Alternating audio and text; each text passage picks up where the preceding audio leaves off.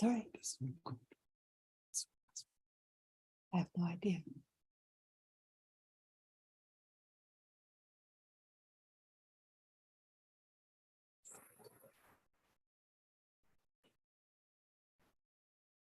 Let's start with the summary.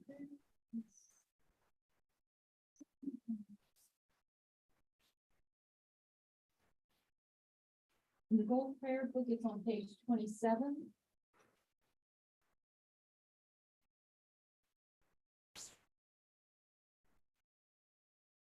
Rapidly I prostrate with my body, speech, and mind. I present clouds of every type of offering, actual and imaginary. Where all my good actions accumulated since beginning this time, in the voice and merit of all holy and ordinary beings. Please remain until the end of cyclic existence, and turn the field of Dharma for living beings, and live through their merits and those of all others to the great enlightenment. And then the short morning offering on page 97. In the Gold Prayer Book. It's at the bottom. And then we turn to page 98 to continue for those other two prayers on page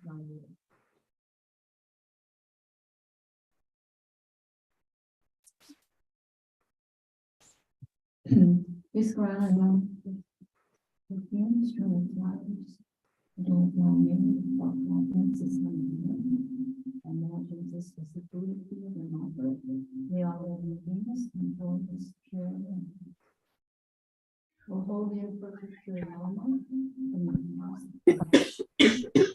form in the skies of your Dharmakaya wisdom, release a rain of vast and profound Dharma, precisely in accordance with the means of those to determine.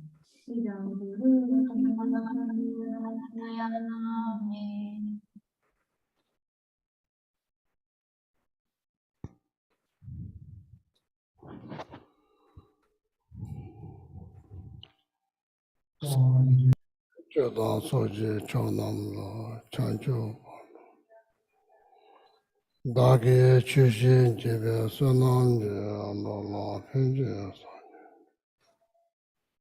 Sanje Chodan Soji Chonam Lo Chanjo Dagi Chushin Jibe Sunam Lola Pinji Sanje Chodan Soji Chonam Chanjo Pando Dagi Chushin Jibe Sunam Lola Pinji Sanje Lola Padala Mimina Mio, Jin Obodo, Jajin Lazo Chuja Shama Java, Sanje Sura Rada Shivide. Nidara Shija Tambi Chinji Jinende Shiji. Namala Yagadan Danishika Javoda Nami, Rokuya, Tamji Kedo Naki, Chutin. Kange Tuti Juni Tawatan Jabo, Tambi Chinende Jabo, Kodam Jama Chos.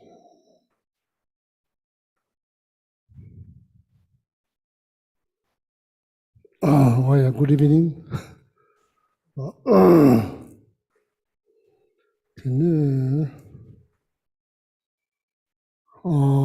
Everyone on Zoom, good evening. Anybody watching on YouTube, good evening. Okay.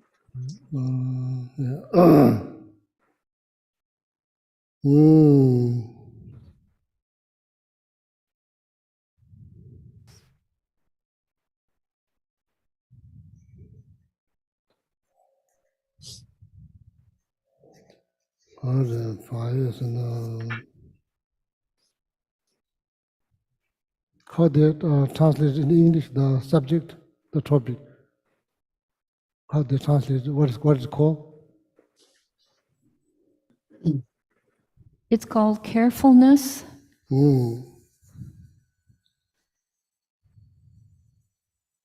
Tibetan is called paye. Paye means like something to be beware, be mindful. Okay, paye. So I'm reading this commentary like by His Holiness Dalai Lama. They actually His Holiness like commenting Master Shantideva text, Guide to Bodhisattva Way of Life. The text has been written like around like 8th centuries, Master Shantideva.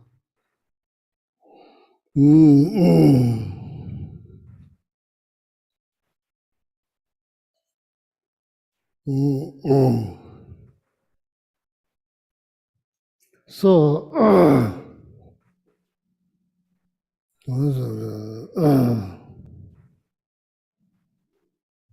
this human life, human life. So, according to Lamrim teachings,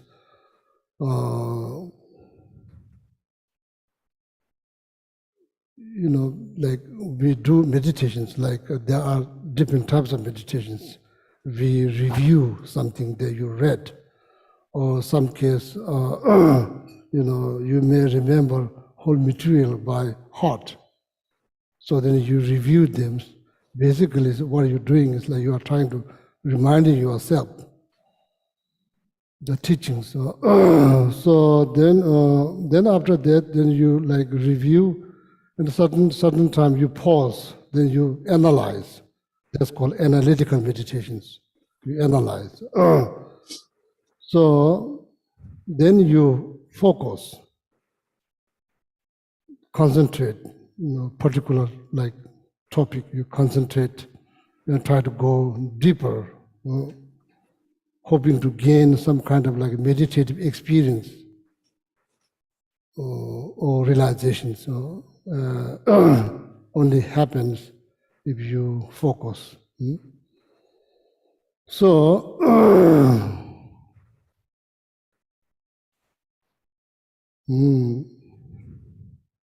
so what we call like 6 realms, like 3 higher realms, 3 lower realms.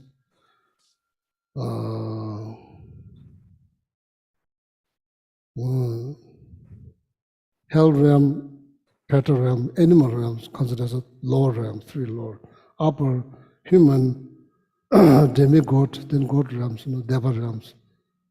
That's called 6 realms. So no, this is all part of the samsara, what you call samsara. This is all, no matter where you're born, even though you're born in like celestial realms, you are not free from samsara. It's still part of samsara.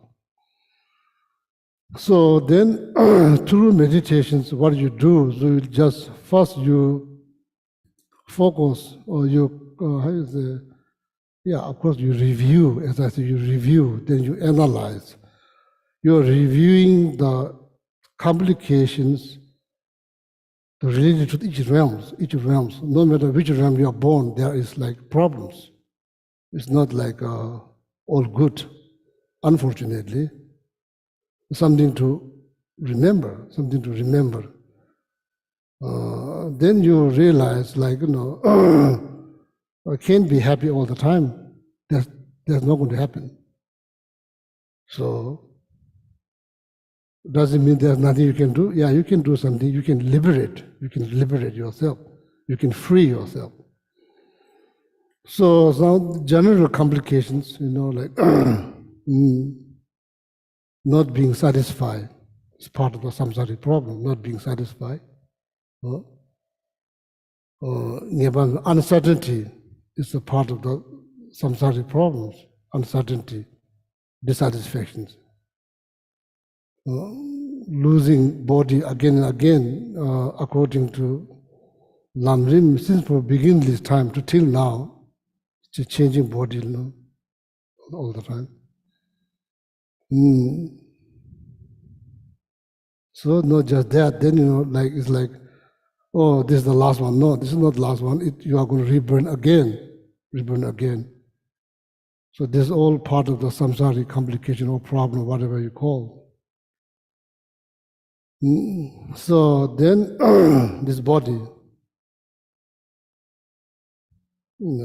comes with all kinds of complications. Because of this body, there are so many complications that comes with this body. So these are the general complication or downside of the samsara, so that you reflect, review, analyze, and try to gain deeper understanding So hopefully that generates some interest to overcome, go beyond samsara, what is called nirvana or liberations, something you can achieve through meditations. So now this is like general complication of samsara. So now you go through particular one, each realms, no matter where you're born, problems, there are problems. Sorry to say, but that's the fact, that's the truth. So now human, we are not animal, we are co-human. Complication during the birth, problems related to the birth, like aging, getting old, another problems. Sicknesses, another problem. Eventually death. No, it's not death. Losing loved one. No, so that like it's not just imagining. No, that's a part of the human problems. Losing loved one. Encountering something you doesn't like to encounter. Some could be person, could be society, could be country, all kinds of things. Midubata chavas. So now you analyze your life. Is that all happens? Yeah, some of them already happen. Some of them are happening now. Some of them already happened. Losing loved one, already lost loved one. Encountering undesirable object, could be person, job, all kinds of things.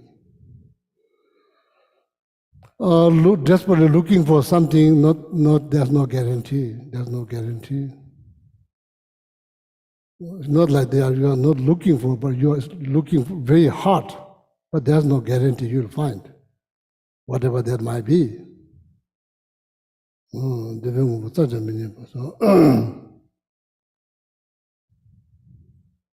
Feeling loneliness is part of the human problems. So then on top of that, our thinking makes life more complicated. The way we think, our thought. So now the being careful about what? I'm talking about body. There's nothing to be mindful about body. So now something inside, thinking, mindset.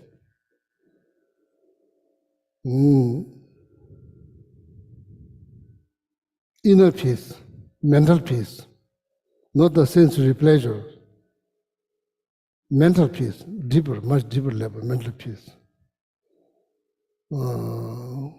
How that get destroyed? By your body? No, by your thought. By your thought. No. And did we ever count how many thoughts rise every single day? Did we ever count? No, we didn't count. Let's say 100 thoughts rise. Out of that, how many of them are positive? So now you wonder why life gets, not all the time happy. So there's a reason. It's not like somebody decided that you should be miserable. No. So being careful or being mindful, being conscientious about what thought, the thought. Okay. So then about the being mindful about the fact.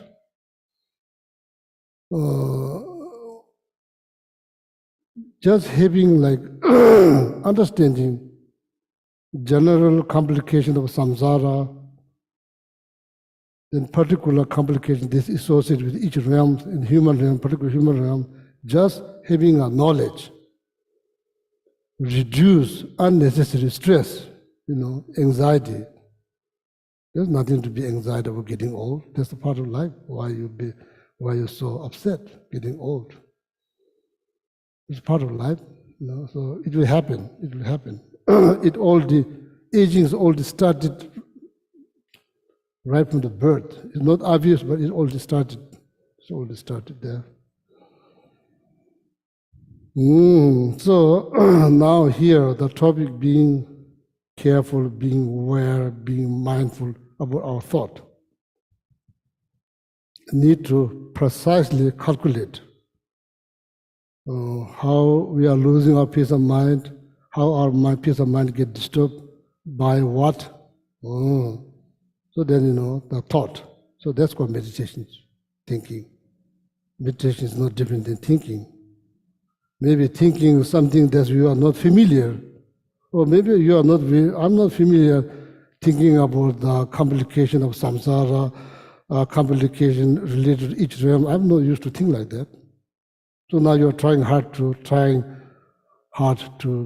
become more familiar with those, I say, method or meditations, trying to familiarize with those teachings, so that they could become meditations. Okay, so here, that's every day. So when you meditate on Lamrim, that's what you do. You review. At a certain point, you pause and you think.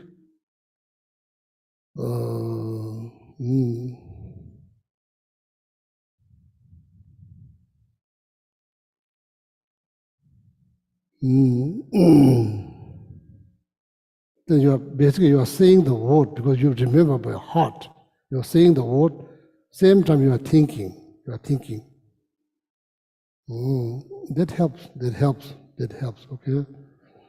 So now this is like why mindfulness.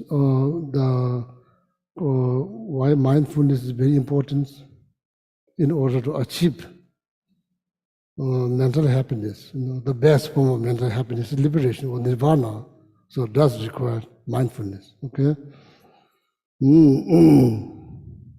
So now here, this book, this commentary is written by His Holiness the 14th Dalai Lama. So,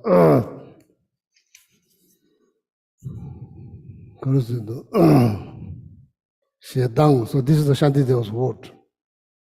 This is Shantideva's word, chapter number 4. Guide to Buddhist Way of Life has 10 chapters. So this is chapter number 4. Shendang seso dana means Shendang, anger. Then like there is attachment or clinking or attachment. So, etc. That means like enemy. I'm not used to think that. I never thought anger is enemy. So Shantideva called them as an enemy. Shendang, anger, attachment, ignorance, so on and so forth. Kangla laso yuminas. They don't have foot. They don't have hand. They don't have eye. They are not like human. Walk around, talk, think. Not that they are not like that. But they are considered as an enemy, the worst enemy. Pazang miyang chishik taras. Tetatagi tenshичес. So this, we become like almost like slave of those negative thoughts. Now you wonder why life is no matter like where you live, if you are angry, you are not happy. No matter where you come from, no matter how you define yourself, no matter what kind of education you have, what kind of title you have, doesn't matter. The moment you get angry, you are finished. Your peace is gone, peace of mind is gone. So that's why Shantideva named those disturbing thoughts as an enemy. Without that, you change it. Dagi semla nations. Where are they? It's not on the table. It's not on your head. It's not with your neighbors. It's within. It's within. It not belongs to a person that you consider as enemy. Your anger doesn't belong to that person. Your anger is your anger. It's nobody else. Long as you have that anger, so there's great risk that you may lose your peace of mind. So we always looking outside. We are always looking outside. We like never learn how to look inward. We just go along. You just go along with like anger. So then Dag is similar nation where they reside. Huh? How you say reside? Huh? Where they reside within the mind. Gakur dala nechebas. They harm you. Is that true? Who said Shantideva when? Many centuries ago. Many centuries ago. Is that true? Analyze. Time to analyze. Time to analyze. No need to believe what Shantideva said. No need to believe. Analyze. If you have wisdom, analyze. Gagu dala nechevas. They are happily, joyfully harming you. Teya mito sebanis. So that's called, I say, wrong patience. Wrong patience. Samula, what is it in English word? What it says? Can you read this? For while they dwell within my mind, at their pleasure they cause me harm, yet I patiently endure them without any anger. But this is an inappropriate and shameful time for patience. So this is like, there's like wrong compassion, wrong patience. There's like, there are 6 of them. I don't remember all of them, but there's like wrong patience, wrong compassion. There's 6 of them listed. So I don't remember all of them, but something to look up.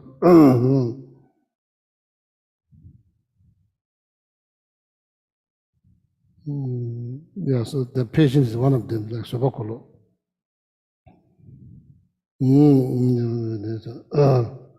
Dagi nimo dawo kans, turing tonda mepatas. Raje kunja te dawo unito minus. All the other enemies that you consider as enemy visible, so they could probably they have many things to do. They go to vacation, they go to work, they go to use bathroom, they eat, they are not there to 24 hours to harm you. But these internal enemies, they never age, they never die, they never take break, they never go to vacations. They are there all the time. Who said Shantideva said, time to analyze. All the other external enemy doesn't last that long compared to that internal enemy. So now the commentary from His Holiness. Generally speaking, our enemy, just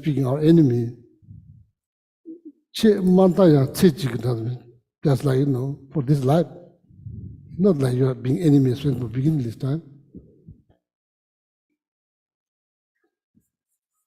Then what another Lama Kungdang, Tibetan master Kungdang Rinpoche says, Tu tarin yiju topu yangs, today's best friend.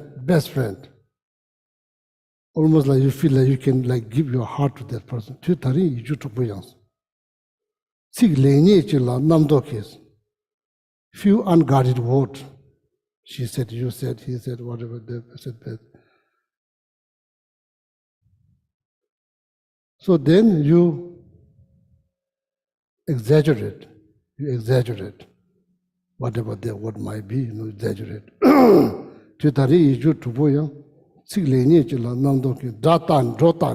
You exaggerate, superimpose, you like exaggerate. Then tomorrow become your worst enemy. Impermanent. So, what's lacking? Not being mindful. Of course, you don't like.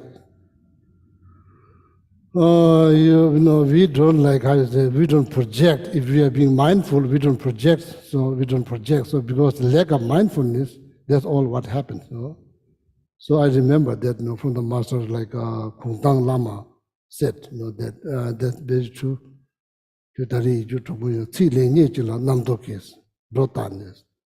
just, project, say something like, oh, your hair doesn't look very good, something like that. So then you overreact. Then you're like project something extra. So it makes you more angry. Then you say something, then you become worst enemy. Used to be your best friend. Tomorrow it becomes your worst enemy. His Holiness said, the external enemy is just for this life. Enemy is not like absolute exist. It happened due to cause and conditions. Friend happened due to cause and condition. Enemy happened due to cause and condition. It's not like that you like almost like believe this like something inherent. It's not inherent. If something happened due to cause and condition, it could change due to cause and condition. This is it's very changeable.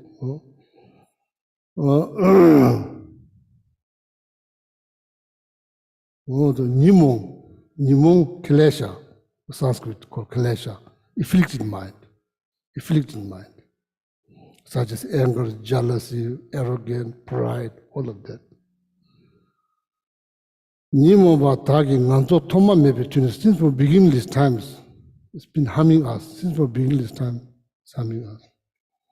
Then namely, His Holiness says, those afflicted mind are the real enemy.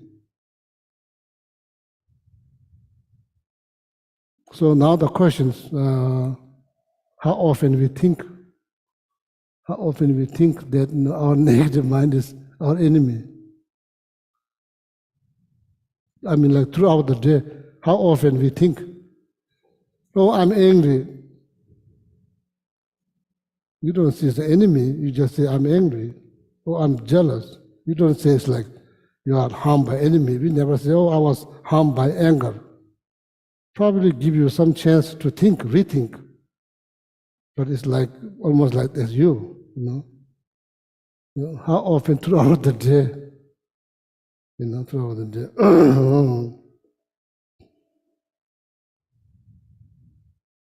That's why His Holiness says, these are true enemies.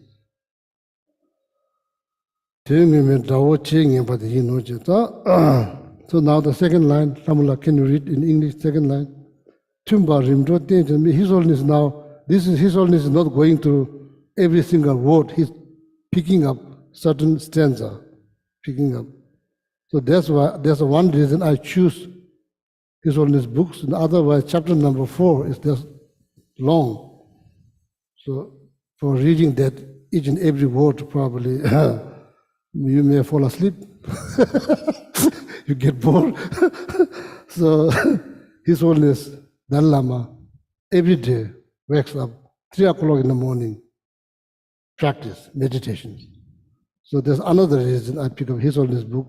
If there's anything what we call blessing, we will receive, because His Holiness is someone who not just talk, also practice. Two reasons, okay? So then, now you see the stanza? Okay, the one right after that one? Yeah. Okay, so in this book, unfortunately, Tibetan, we are not very organized. Like here in the West, we have every stanza, you put number. Tibetan books, if you want to find something, you have to look, or if you are familiar, you probably have some luck to find. Otherwise, you have to read page by page. If you want to find something, there's no number. Monastery, I myself did not memorize this text. Many monks, they remember all 10 chapters by heart. They memorize. So this is a big part of our education system in the monastery. There's a part of also exam that you want. There's many different exams, debate, writing. So then one is like oral, like exam. That means you bring a guide to Buddhist way of life and go there. There are senior monks sitting there who's probably examining you. Then open the page. One says something. You have to finish the rest. Then probably flip like 20 pages. Then say something. You have to finish the rest of the sentence.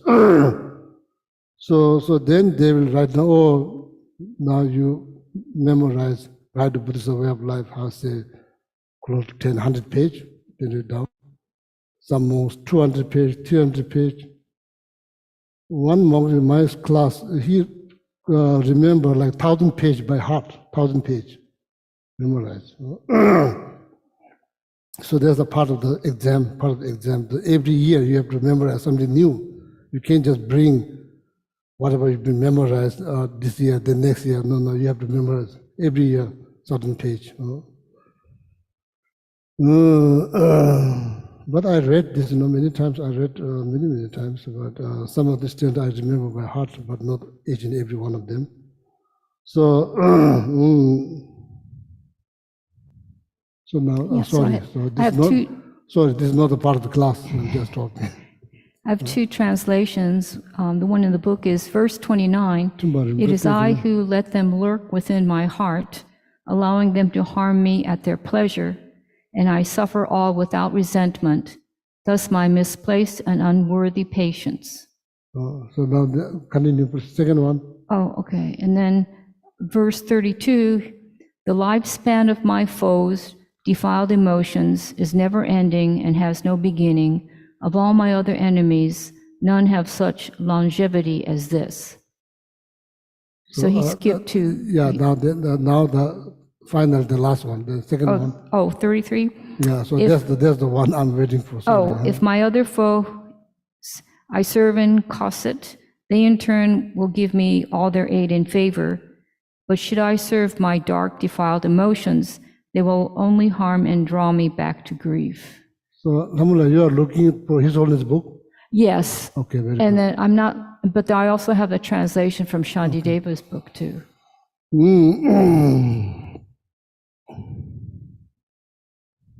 As I said, like King Ashoka, Chöjal Nyangime, that's how we say in Tibetan, Chöjal Nyangime. Chöjal means like, Chöjal means Dharma king. I think later part of his life that he become like, Buddhist.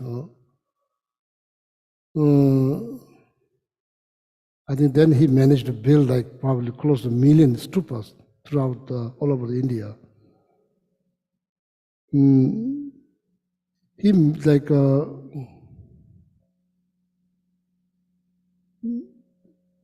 through probably his like palace, probably saw that monks walking by, and of course he fought many wars. Probably killed many people. And he saw this monk look so peaceful. Then it turns out that monk turns to be like Arhat, not Arhat. Yeah, Arhat Thapa. That's his name. Thapa. So they eventually become like a Buddhist, and very much devoted to, like the spirit of Buddha Dharma throughout the India. And the ant, very ant, also get old, probably not able to move that much. At that time, there's no like AC, no fan. Somebody has to like hold this big piece of like fabric, so they pull back and forth, so they can generate some airs. When he was probably young, when he was young, he probably don't sit that long time. He probably go busy doing business. So when he get old, then probably when he comes out, probably he sit there a long time. Then the servant got tired, lose control, probably fall. It's not small things, it's huge.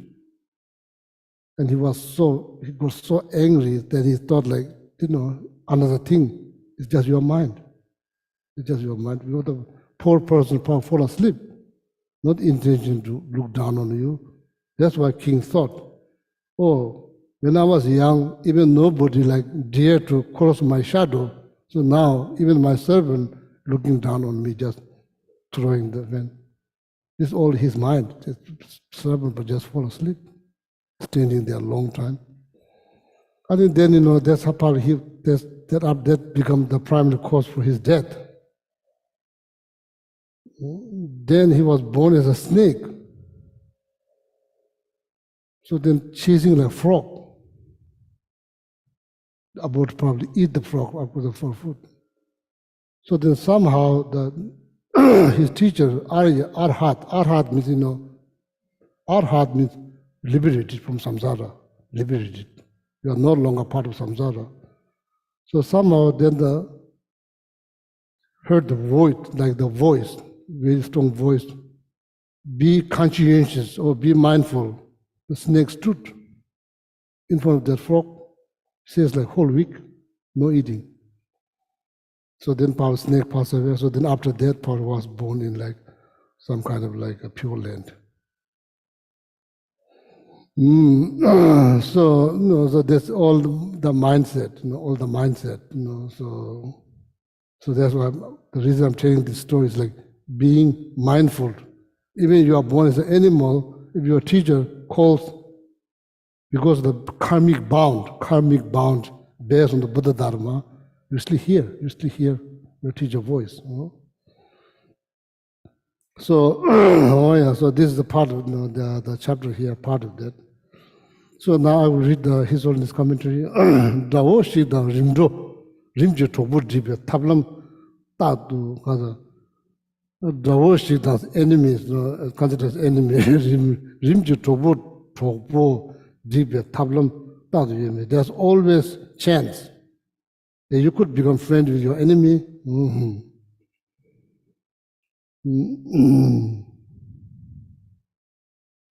Did you ever become friends with your enemy?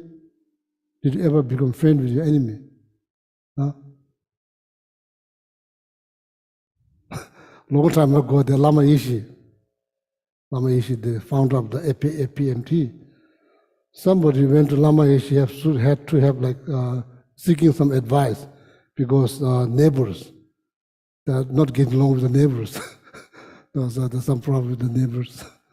So it turns out the neighbors, they like to golf. So that person went to Lama Yeshe seeking some advice, like how to deal with this like unruly neighbors. Then Lama Yeshe said, go to shop, buy something that people like. So that went and bought like golf, I'm not sure, ball or like the stick. Become good friend. But there's always a chance. What I'm saying, there's always a chance you could become friends.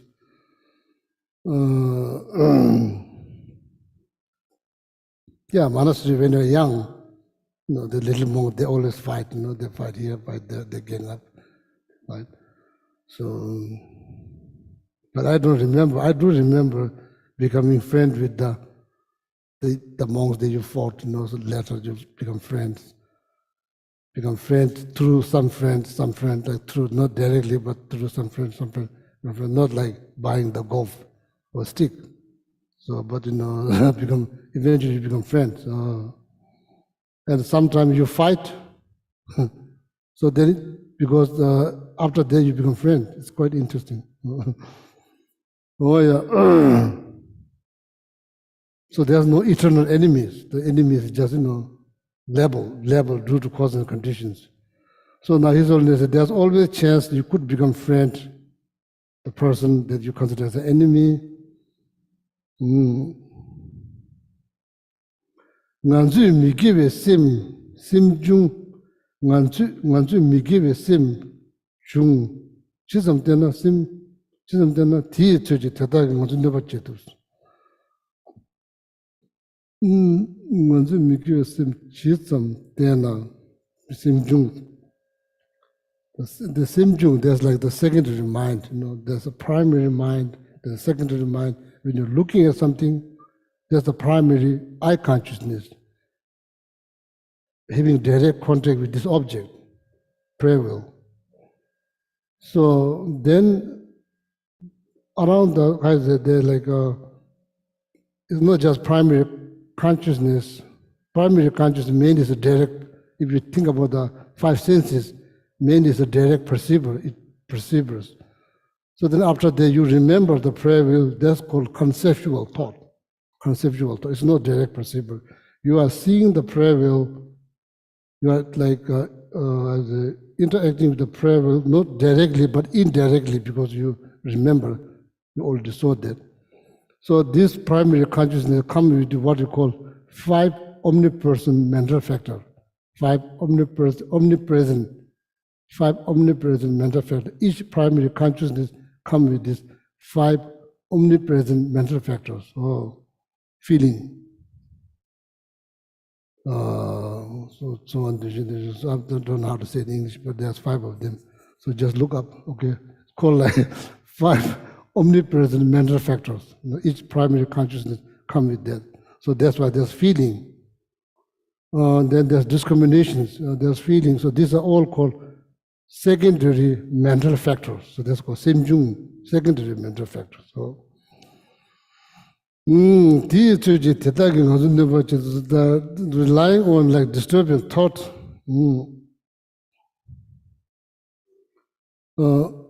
So no, out there saying in Tibetan, out the tokumachi, don't make friends with, it's okay. It's okay. Don't make friends with that word. It's okay. So you may end up with a lot of regret if you're making friends with. Make sense? Making sense? That's all I can do. You say like the excuse. It's okay, excuse. Ultimately, it's okay. It's not that bad. It's okay. So then becoming friend with that. So you may end up with a chain of regret. So therefore, when you say it's okay, so this means not being very mindful, not being mindful. Or I said like, I told someone that person's hair doesn't look good. It's okay, so it's like you are kind of, what do you call excuse? Tibetans say out means like, it's all right. Actually, it's not all right. But you saying it's all right, it's not all right. Then it's become habit. That means you become so close, that become like close friend. So,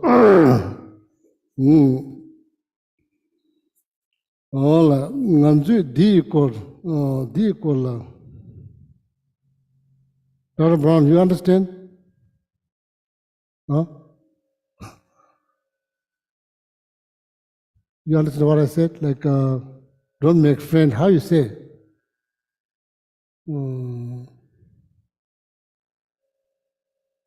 Out of the too much, like, or like don't become friend or don't become too familiar, saying, oh, it's okay, it's not okay. It's not okay. So then it becomes habit. So then maybe you may end up with a lot of regret. The basically meaning need to be mindful. It's not just sake of religious belief. It's about your life. It's about your happiness. Your happiness. So that's your moral responsibility to help yourself. That's your moral responsibility, regardless whether you're believing in something, not believing in something. You still have mind. So that mind is not always positive. Therefore, life becomes more complicated. Therefore, we need to be mindful. We need to take time before we react, before we say something. Need to analyze. It's good for me, not good for me. Precise calculations needed based on that. It's good for me, not good for me. It's not good for you, should not do. I mean, like for your peace of mind. No, yeah. Can I ask? So there are some of this, if you're reading, a lot of things that I said is not in the book, not in His Holiness book, I'm just saying. So some of them are reading that in His Holiness book. If you're looking at the English book, you should not wonder that some of the things that I said is not in the book I just said. So I understand now, the meaning of, in words, what you were saying, that if somebody says your hair doesn't look good, and you say it's okay, that's a bad habit. Am I understanding that right? That say it's okay. Maybe I'll never able to explain this saying. Because it seems to me like it's a good habit to say, oh, it's okay if somebody says your hair doesn't look good, to not let it bother you? Or are you saying you shouldn't say it's okay when you don't you are feel the that one. it's You okay? are the one who's saying it, not like somebody else tells you. You are the one who's saying it. I'm the one who's saying it's okay. You are the one who's saying, oh, your hair doesn't look good. Ah, Then you say, oh, it's okay. It's not that bad. So like, actually, you are the one who's doing it, not like somebody else tells you, oh, your hair doesn't look good. Not like that. You are the one. okay, I see. So you say, first you say something negative and then you say, oh no, it's okay. So, Huh? yeah. Yeah, they're probably like saying like not big deal, it's like so making friend with that idea, not big deal, like you may end up with a chain of regret, not big deal. Okay, I shouted to my neighbor, not big deal, no need to worry. You may do it again because you don't see it's a big deal. You may do it again, or shouting at your wife, or shouting at your husband, or like.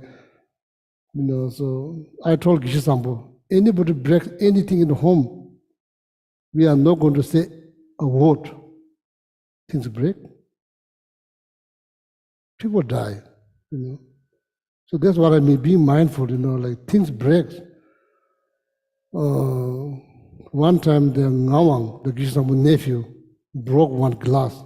You can see like, he's like so afraid. I told him, when you break things, we are not going. There will be no story. We are not going to say anything. So there, you are not like if you're throwing like this, not good. Just accidentally break, So like the person's already like fear. Like what's the point? There's no point. There's no point. Glass will not come back. It's already broke. So my point is that we should think better to how to protect our peace of mind. We lose our peace of mind like there's 1,000 different ways. Every single day we lose our peace of mind, not being mindful.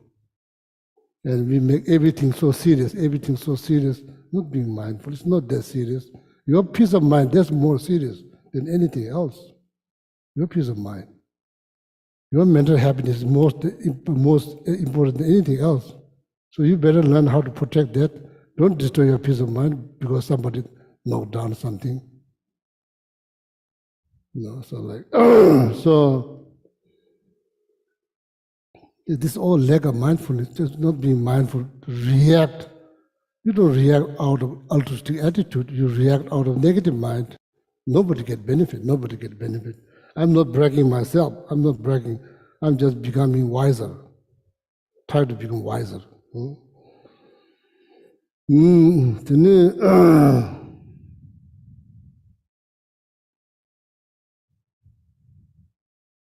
We are so mindful what other people does. We are like 100% alert what other people are doing. 100% alert. We are not alert about disturbing thought. Oh, that's the downside. Okay? That's why Shanti was trying to teach us.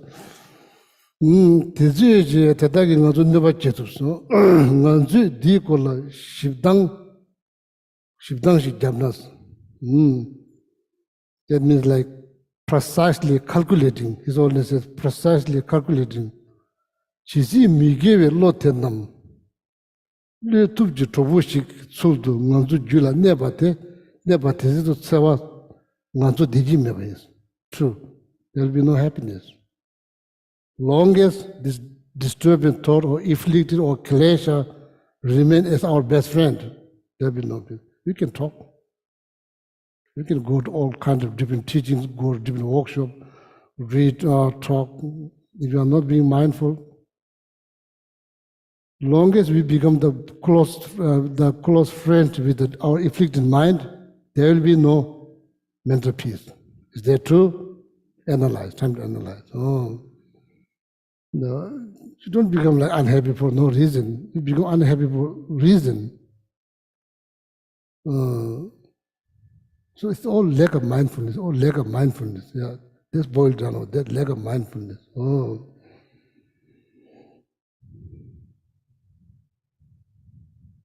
Shantideva called anger is like pain. Pain. Do we really understand? When Shantideva said, Shetan Sungu, same chanas, Shantideva said, if you harbor this painful mind, there will be no happiness. Same Shiva Nyaminyus. You won't experience peace of mind. Why? Because you are in pain. Because you are angry. Pain. So the moment you start to understand, oh, anger is pain, then if your friends get angry, you see that person is in pain. Human nature, when you see somebody going through some difficulties, you feel like you sympathize. You sympathize. You don't say, oh, wonderful that you are suffering.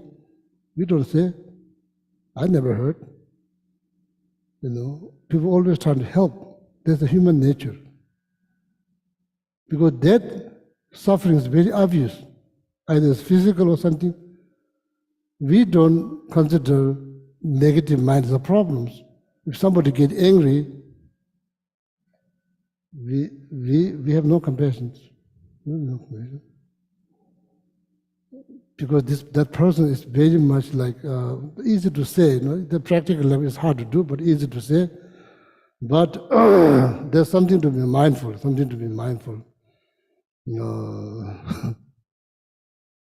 You lose control. You see people fight, see calling name, fighting from the distance. You listen, nobody's saying nice word, everybody saying bad word to each other. Look at their face, doesn't look good. But we are not aware that you are in pain, and you have pain, so then you cause pain to somebody else. Therefore, generating universal compassion requires deeper understanding of samsara. Without deeper understanding of samsara, there will be no universal compassion. It's just between mouth, lip, that's all. That's all. Your compassion won't reach each and every breathing, living being because you don't understand the nature of samsara as a problem. If you ever wonder, how come that my compassion doesn't reach each and every living being? That's why. Our understanding of samsara is so weak. It's not deep. It's not deep.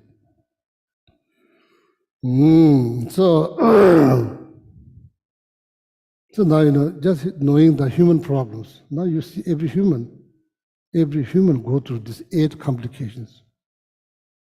Every human, like, oh, not satisfied. You're not satisfied, they are not satisfied. You can blame them. That's the part of samsara.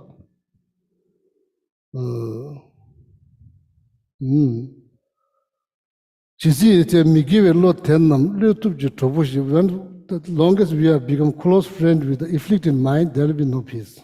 Is that true? Time to analyze. Within our mind stream, anger, shadang. Deep anger, it's not like just anger, deep anger. Shadang, ngaja, pride, takdo, jealousy. Nam chisi nebe products, longest this afflicted mind is within our mind stream. Nganzu chiroji dawote si part of them. Then there's no external enemies. Because of those internal enemies, there will be external enemies. If there's no internal enemy, there will be no enemies. If there's no internal enemy, there will be no external enemy. Nganzu chiroji dawote of those. Kalde, tering today, nganzu dawote meba soba yina. Today, if you manage to eliminate one enemy, tomorrow there will be another one. Never ending business. Never end.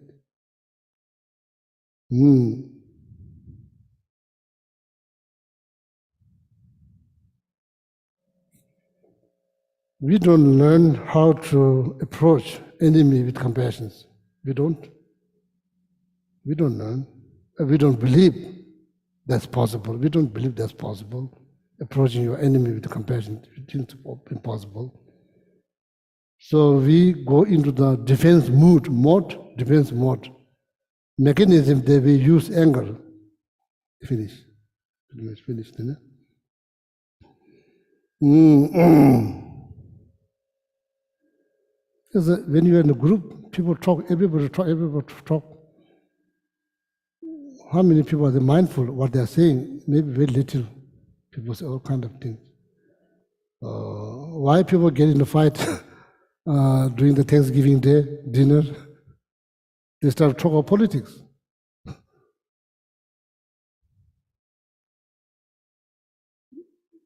So how many, like, if everyone's being mindful, there will be no fight. It's the bottom line. That's what I'm saying. Like, it's very interesting when you're in some gathering. People talking about something, food. Then they talk about flower. Then talks about light. Then they talk about weather. Then talk slow. All kind of like, see, 1 hour, how many talks based on how many topics? Many topics. Not everybody agrees. There will be disagreement. Nobody expresses disagreement out of compassion, out of pride, arrogant. Like, nobody likes, so like, you don't like to be bossed around. At the same time, other person doesn't like to be bossed around. And everybody's like, that's how their life gets, life is already complicated, then it's become more complicated like that. So it needs to be mindful. Mindfulness is very much needed. Being mindful. 3 draw, body, spirit, mind. Body, spirit, mind. Body, spirit, mind. Being mindful, body, spirit, mind. I'm just saying it's not there. I'm just saying. This I need to then they never end. One enemy eliminated, another enemy. They're like so, like, because we are not just sentient being. We are also sensitive being. It's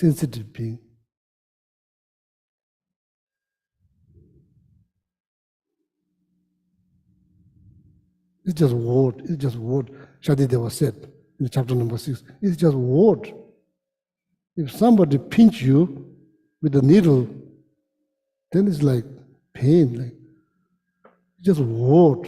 But we treat it like it's like somebody really hit you. It's just treated. Shantideva did thorough research and analysis about anger. Chapter number 6 has the most page in Guide to Bodhisattva Way of Life. Chapter number 6 talks about the Shantideva go through very details, the downside of anger, what is like, why we shouldn't get angry.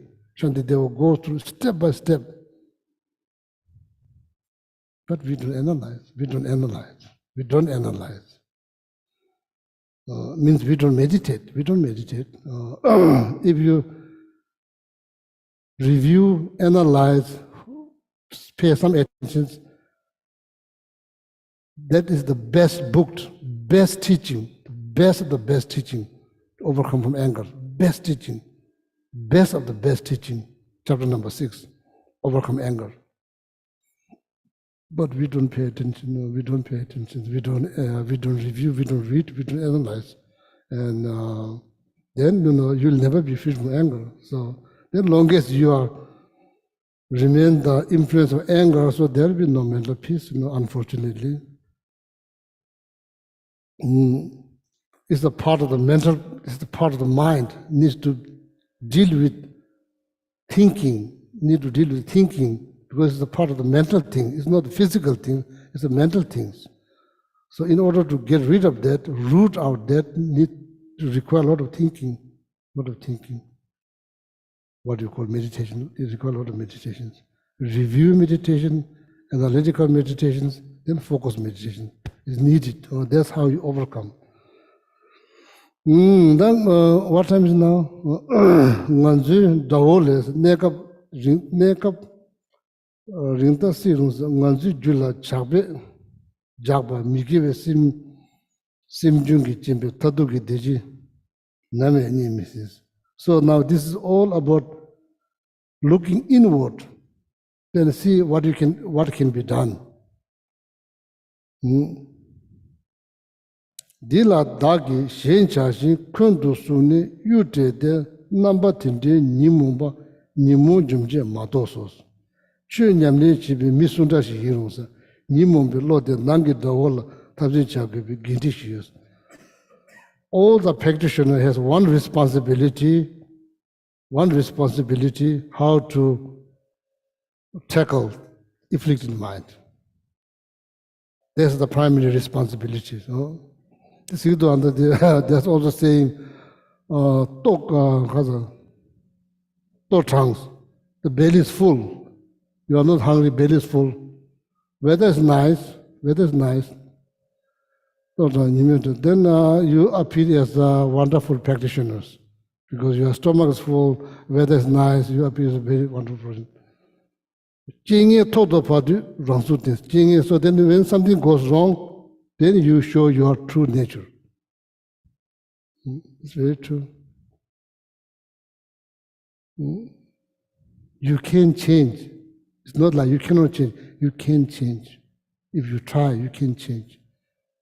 If you can change one moment, 1 second, few seconds, if you can hold on few seconds, or somebody saying something that commenting something that you don't like, you don't have to react. You have choice, you don't have to react. One day you don't react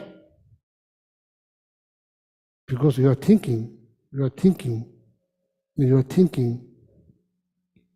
are very much tempted to say something, you decide not to say, and you are taking your time and you are thinking. Finally, you stop yourself saying something, you realize what kind of outcome you're hoping for, but they're more like that's not going to happen because other person is not going to agree what you're about to say. And you decide not to say, you hold. Not because you're afraid, because you are meditating, you are thinking what is the best for me, not to say, that's the best for you. Your ego may tell you, or maybe say something, that's the best. We should not get fooled by our ego. Your anger may tell you, or say something, maybe not the best. Then you are taking your time, you sit back, breathe, you are thinking. You didn't say. See, you control. How long? Maybe 30 seconds you control. Logically, it doesn't make sense why you cannot control 60 seconds. If you cannot control, you even cannot control even one moment. It's impossible. So that clearly proves that you could overcome from your anger by that, like that, slowly, not engaging into conversations that has potential to lead with argument, and you decide not to participate. Nobody forces you to participate, you just do it voluntarily. Something that irritates you, you don't respond right away, you are thinking, then you decide not to respond. Otherwise, this whole environment turned into like a peaceful atmosphere, having eating, drinking, talking, all of a sudden become like very unpleasant environment. What happened? Somebody says something, you say something, then get angry, so then, it's finished. Oh, like that.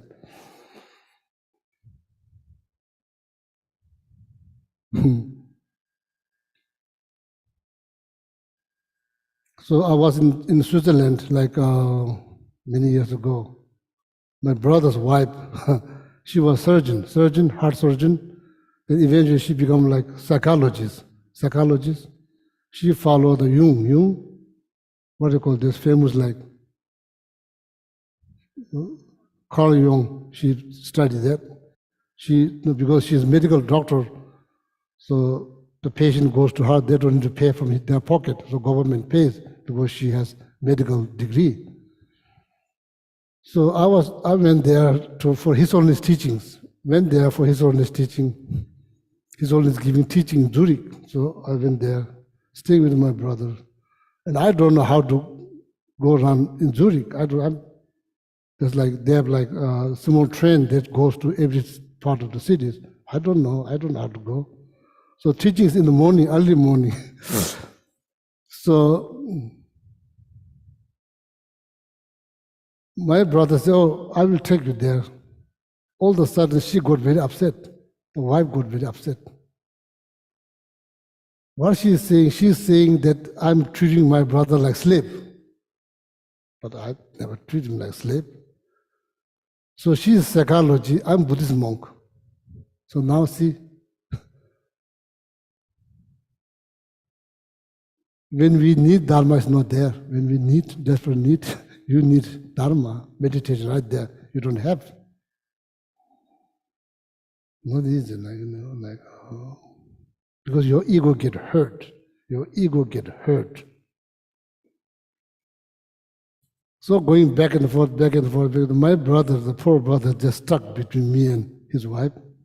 So now, then she got so upset, she said, okay, I'm going to, the only reason that like when he wakes up, he wakes her up, that they sleep in the same room.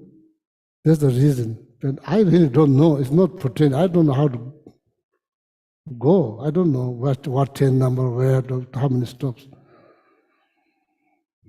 Before that, everything's fine, eating, laughing, all of a sudden everything's gone. Everything's gone.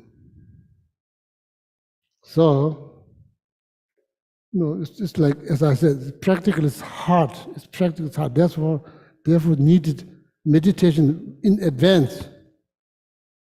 Review, analyzing, focusing, daily basis, thinking. Then when you get into this kind of situations, then you are mindful, being careful. Otherwise, situation could turn into like a bad. So lack of mindfulness. Anyway, sometimes ego doesn't like. Ego always wants you to fight. And not knowing what the consequence will be, ego always want you to fight. Then we 100% devote ourselves to our ego. So we take ego's word very seriously. So whatever ego tells you do, and not knowing what the consequence will be. So, so this whole chapter is about being mindful. So from now on, maybe tomorrow you can try to be mindful. If you're hurting someone, saying too much, maybe be mindful. Being mindful about your speech. So, practice is hard, but we can't give up. We can't afford to give up.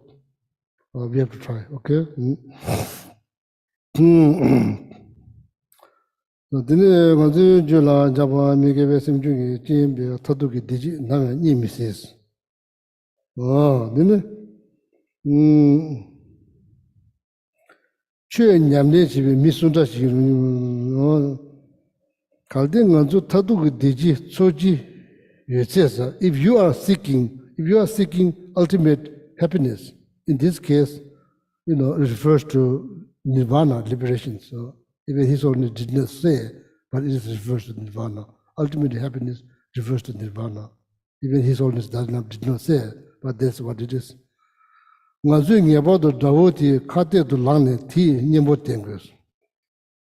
and foremost, now what we are learning here, reading Shantideva's text and his own commentaries, disturbing thought. In the first place, why you call disturb? Why we call disturbing thought? Why we call disturbing thought? Why we don't just call thought? Why we call disturbing thought? As I mentioned last Sunday, so that when you go to a hotel, there's like something that you can hang out to, don't disturb. No guarantee, because you could be very much disturbed even putting that outside. And inside your room, you can still be fighting with your friends. So then the very term disturbing thought.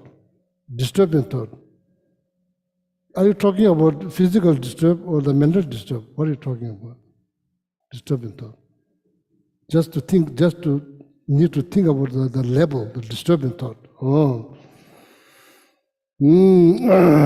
nganzo ngebo do dawe de lo nganzo tune tuzo kanga mangu chases time and time again lot of difficulties we face true the verse is only saying like if we applying antidote not every process is going to be smoothly there will be a lot of challenge difficulties of course there will be difficulties there will be challenge because ego very much like you to win by fighting but you refuse to fight. So therefore, there will be a lot of difficulties or challenge. Oh, nganzo titu zakanga mo wote yinang za chidangi makchu tredos in the war. Miji kakla dongle chejings. Tanan dawe kade do tabji shukji cheba tenamla che do dongle chejus. Even the war like that, the public army, the force, the army, the military goes through a lot of the physical, emotional, physical difficulties, but their whole focus to win. Same thing here. We are hoping victories over our disturbing thought.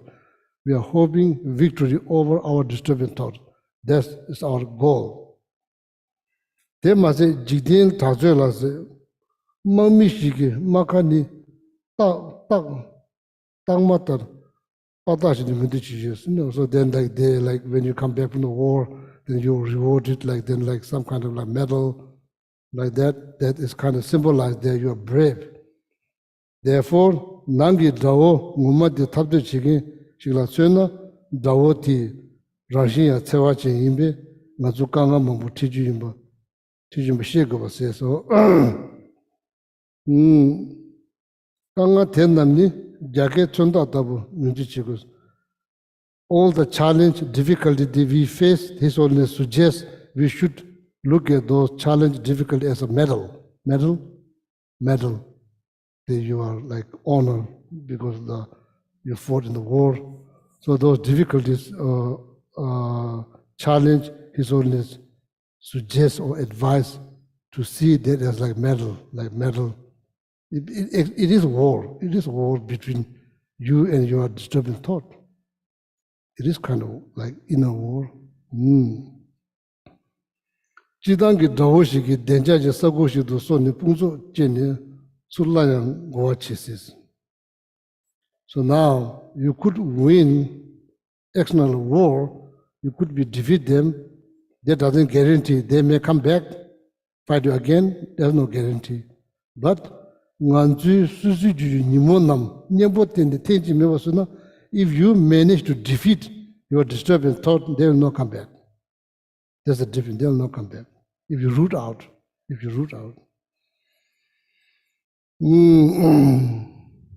So this is so important for all of us, including myself, to analyze. If you really want to win, you need to be mindful. You need to be really mindful. Winning over disturbing thought requires mindfulness and conscientious, and being careful, being mindful is very much needed.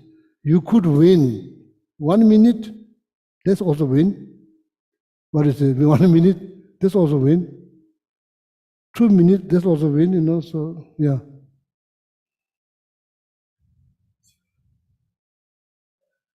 No? Yeah.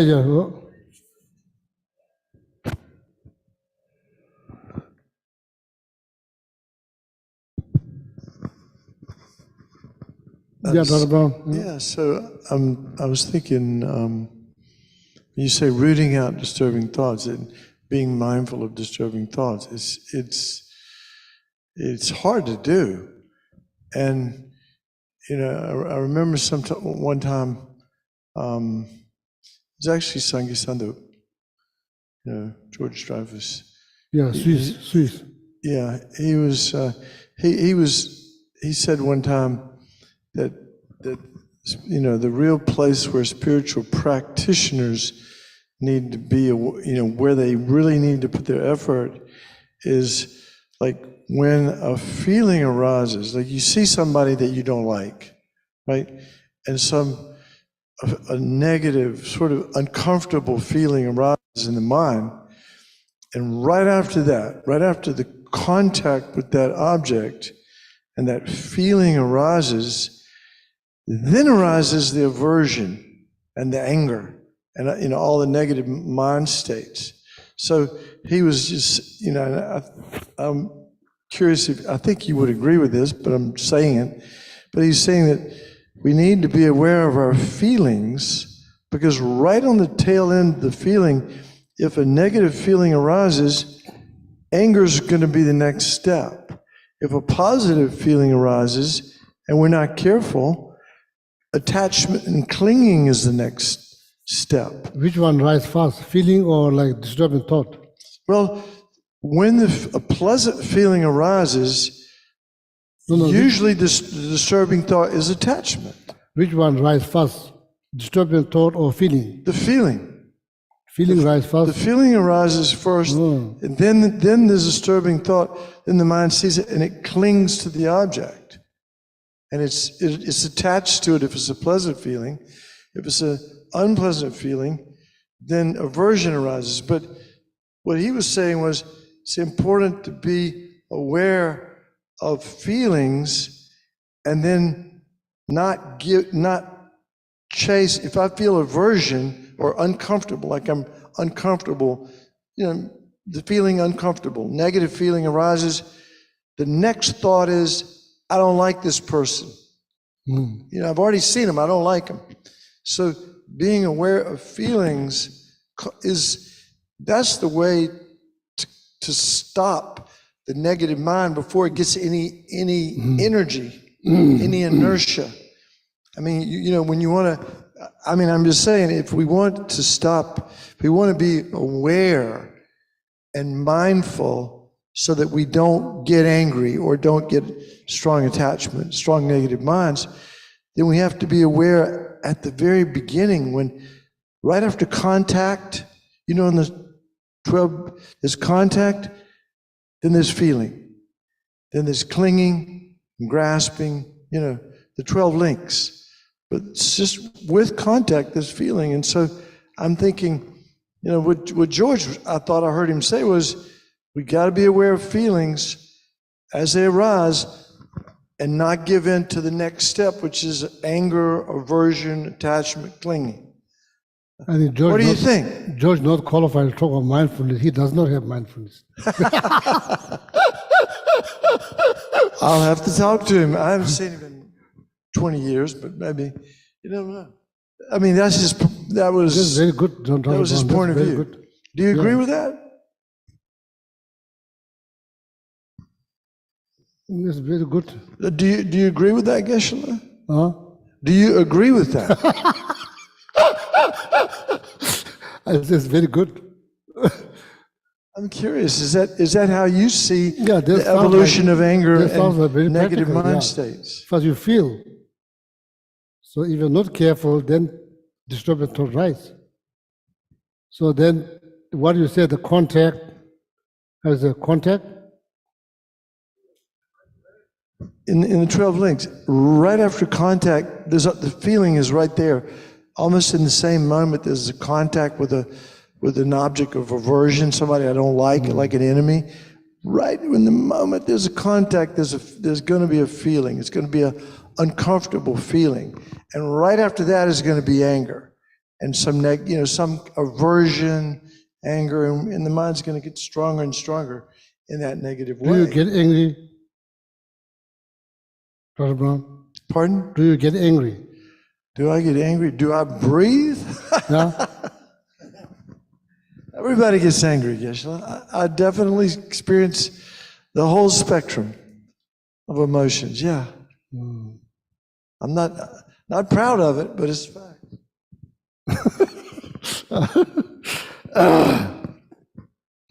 I think, as I said, you have more challenge.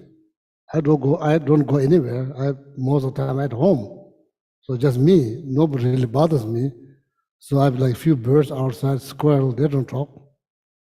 So then, you probably go to work, deal with all kind of people. So Yes, I think practically it's challenge, it's not easy. So, yeah, I totally agree. Being mindful of feelings. So, then why is so hard? Why is so hard to practice patience? Why is so hard?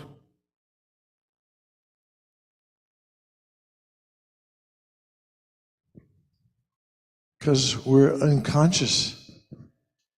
We're not paying attention. We are not unconscious. That means you mean like we are fainted? No, Unconscious. we're just not aware of our internal experience. We're not Yeah, aware of that is like, I think of our mind. lack of thinking, lack of thinking, meditation. Meditation means thinking. We don't think. We don't think like, yeah, that's the downside. So,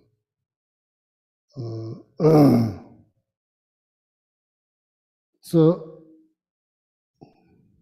I have faith. If you try, it is possible. That's all I can say. It is very possible not to get angry. It's very possible. Not require effort. Require to understand the benefit of not getting angry. So I think lack of mindfulness, all boils down to lack of practice. We don't practice. We need to admit, we need to admit. You can't just pretend we don't practice. We don't practice patience, we don't practice. We talk about practice, we talk about patience, we don't practice patience. Patience is not something that you talk about, it's something that you need to practice. When you practice, when you're eating cheesecake, you don't need to practice patience. If somebody bothering you, so then you need patience. But usually we don't, as the review meditation reminding you the downside of anger, benefit of patience, so then if you do that every day, maybe so that, I say like, some tests it says like verbally train. Does anything like that in English? Anything like that in English, verbally train? Is it possible to train your mind verbally? Huh? No, I mean, I was wondering, in America,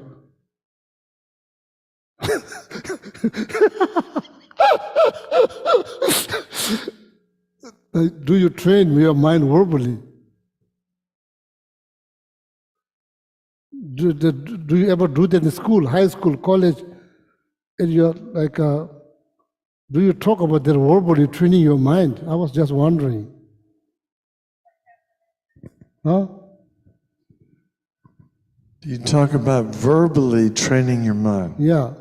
Does that make sense at all? Verbally training your mind. Like repeating things over and over again, being familiar with. Yeah, in your culture, do you have anything like that in your culture? I mean, I definitely think it's there. I mean, training your mind, Yeah, for example. give me example. Give me example. Well, for example, you want to learn a word, like the meaning of a word. No, talking about mind. Verbally training your mind. Oh, training your mind. Not like In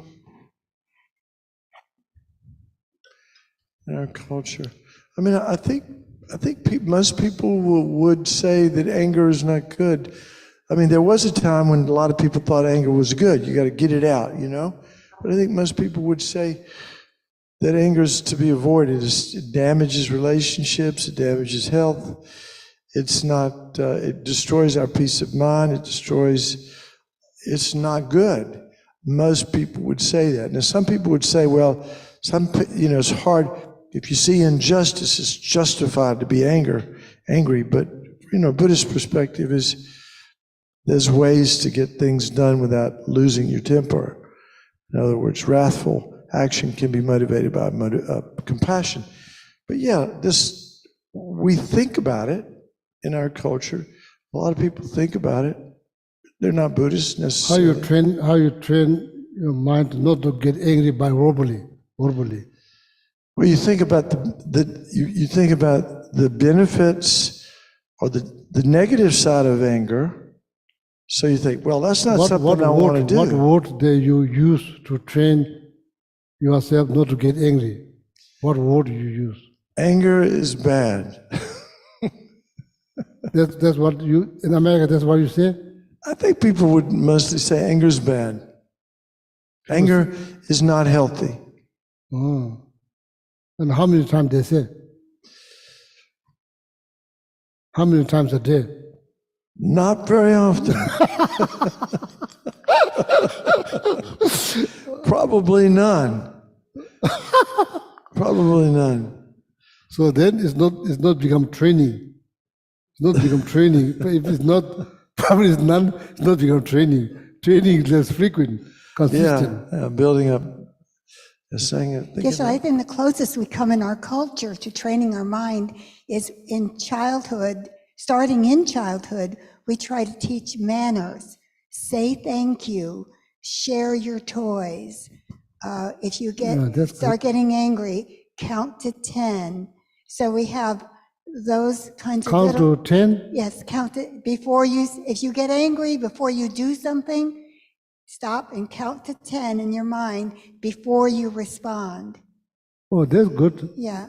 So How that helps you? Like you just say 1, 2, 3, 4, 5? if somebody makes you mad, you go, okay, 1, 2, 3. Oh, and that's then very the thought good. is by the time you get to 10, you've neutralized your mind a little bit, so you might not It's respond only work as for the kids harshly. or for work for the adult too? Well, it's for everybody, and most people try to train their children growing up in that way. So the closest, I think, in our culture, we would say we're training our mind is when we're training manners, what we call good manners. Ah, that's very good. Like, so what do you do for the grown-up? We're Do you supposed also to tell them keep the same saying- thing, like keeping count our 1, ma- 2, 3, 4, 5? Yes. Or they do count? Well- Do they count? Some do. I mean, not everybody is polite even and says thank you. That's really good. I think that's like They're universal trained. method. It's not like Buddhist, it's not Christian. If that works, that's wonderful. Counting 1 to 3. That kind of prevent you to get angry. It prevents you from reacting too strongly without thinking. Oh, Or it helps to slow that's it also down, very good. neutralize it a little bit. To stop them to express anger. Just count 1 to 10. Oh. Maybe Dr. Brown, you should teach on that at the Sunday class. I will take break. That's very good. Like that, it works for the children. You tell them count 10, and they count. Then after that, they don't get angry.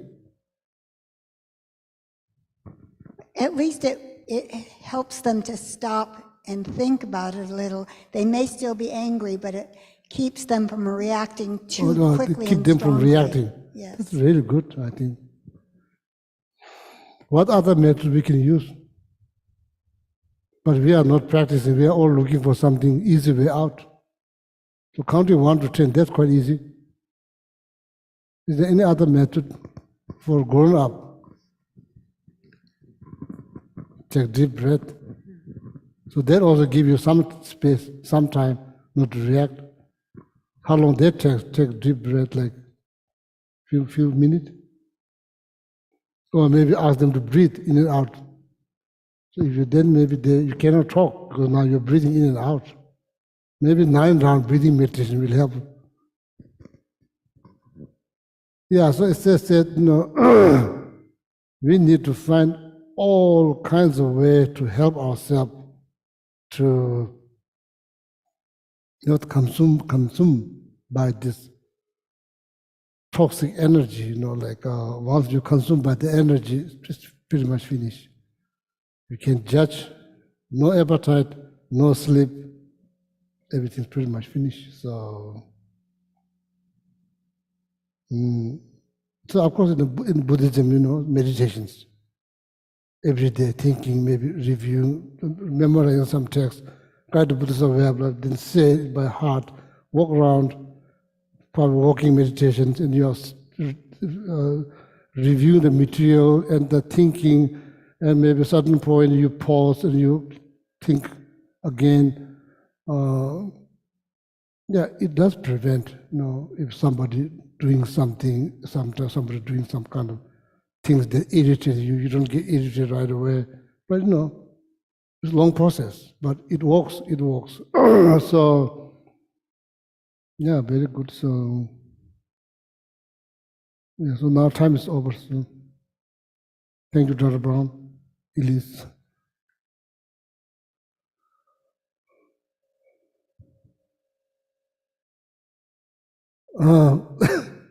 Thank you. Class finished now. Good night. Okay. Yeah.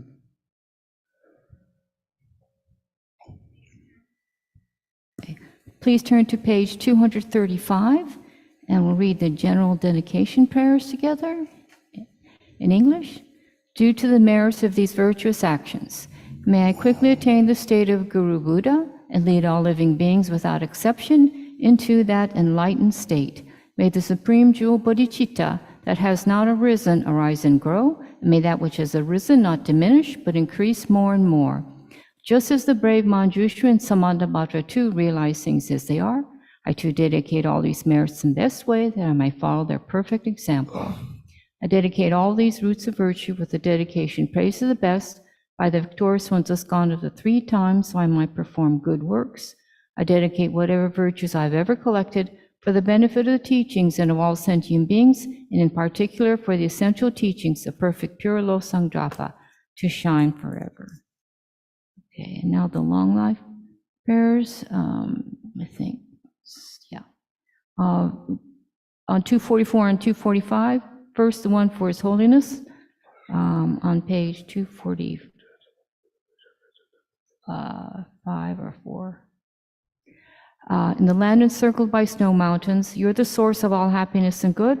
All-powerful Chen Reizig, Tenzin Gyatso, please remain until samsara ends. And then the one for Sergei Khensa Rinpoche Jitsen Losang Dalek, the one who mastered speech at a very young age, the one with great patience who received the name Mamatare, the one with great precision who spread the teachings of Lamon Tsokapa and Bliss and Void, Lama ornament of the Yellow Hat tradition. Please remain until samsara ends.